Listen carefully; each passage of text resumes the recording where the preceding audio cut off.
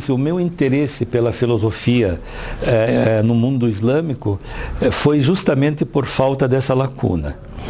Então, acredito que quando faltou esta lacuna, ou seja, a recepção da filosofia clássica no mundo grego, no Ocidente, certos temas não eram discutidos.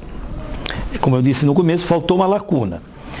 Então, a importância dos árabes, do ponto de vista histórico e até do ponto de vista filosófico, foi justamente estabelecer este elo, né, trazendo a filosofia grega para o mundo ocidental, ou pelo menos contribuindo em trazer esta filosofia grega para o mundo ocidental, seja através de traduções de obras do grego para o siríaco, para o árabe, né? Depois os próprios ocidentais começaram a traduzir do árabe para o latim, e houve um movimento significativo de tradução.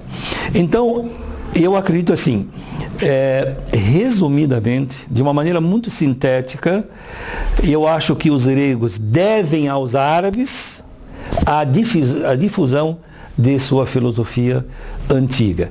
E, consequentemente, foi uma contribuição muito boa para o mundo ocidental, porque a filosofia grega, a filosofia da Idade Média, ela vem vindo historicamente como um elemento inegável. Não tem como negar a filosofia da Idade Média.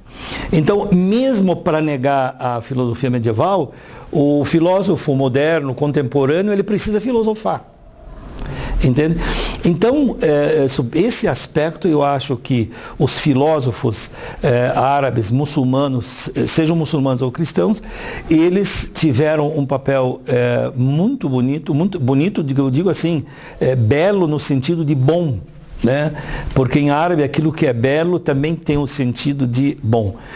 Muito bom para a história da própria filosofia. E você me pediu para dar alguns nomes. Então, vamos começar pelo primeiro filósofo que surgiu em terras do Islã, Al-Kindi. Depois você tem um outro importantíssimo, Al-Farabi. Depois você tem Al-Biruni. Você tem Avicena.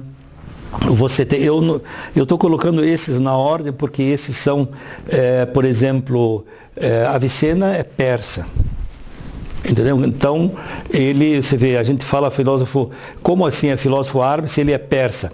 Acontece que ele escreveu predominantemente as obras dele em língua árabe. E na época a Pérsia tinha a influência e o domínio dos árabes. Então, por isso que a gente fala filósofo árabe, mas na realidade ele nasceu na Pérsia. Então, depois aí vem na Andaluzia, você tem Averroes, você tem no Marrocos Ibn Khaldun, você tem Al-Ghazali, lá na Andaluzia, você tem Ibn Baja, você tem os pensadores judeus que estavam no contexto árabe, por exemplo, Ibn Passi, Ibn Gabirol, o grande Maimônides.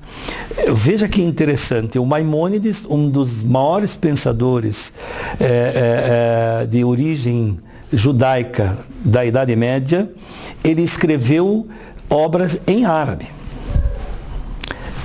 Veja como a coexistência aqui era boa.